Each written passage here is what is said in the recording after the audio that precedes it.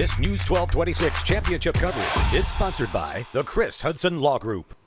All right, thanks to the Chris Hudson Law Group for getting us going. They're a local Augusta law firm, and they're the reason why we're bringing you exclusive Sugar Bowl coverage ahead of the big game on New Year's Day. Some big news early Saturday morning that doesn't really impact this game, but news that the Georgia faithful were waiting to hear. After suffering a UCL injury that required surgery, we found out earlier this week that starting quarterback Carson Beck's season is over with for the Dogs, but now his career with them is over too. Saturday morning, Beck declared for the 2025 NFL Draft. The two-year starter for Georgia was projected before this season by many to be the top quarterback in next year's draft. Right now, many projections have Beck as the third or fourth quarterback off of the board. And while he prepares for the draft and recovers, Georgia is putting their final preparations together ahead of the Sugar Bowl. Sunday, the team will head down to New Orleans, and backup QB Gunnar Stockton will be getting his first start of his career in a Georgia uniform. Offensive coordinator Mike Bobo not losing any sleep about the big challenge ahead for his new QB1.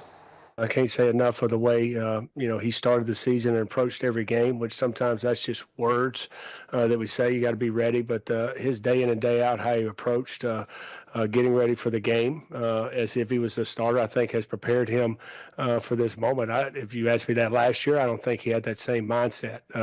We talked about it going into the season. You got to prepare as you're the starter every week. And he took that to heart. Now, Wednesday night Sugar Bowl will be the last of the 4 quarterfinal games in the college football playoff. The first one actually takes place on New Year's Eve at 7:30 p.m. over in Arizona between the 6th seed Penn State Nittany Lions against the number 3 seed Boise State Broncos.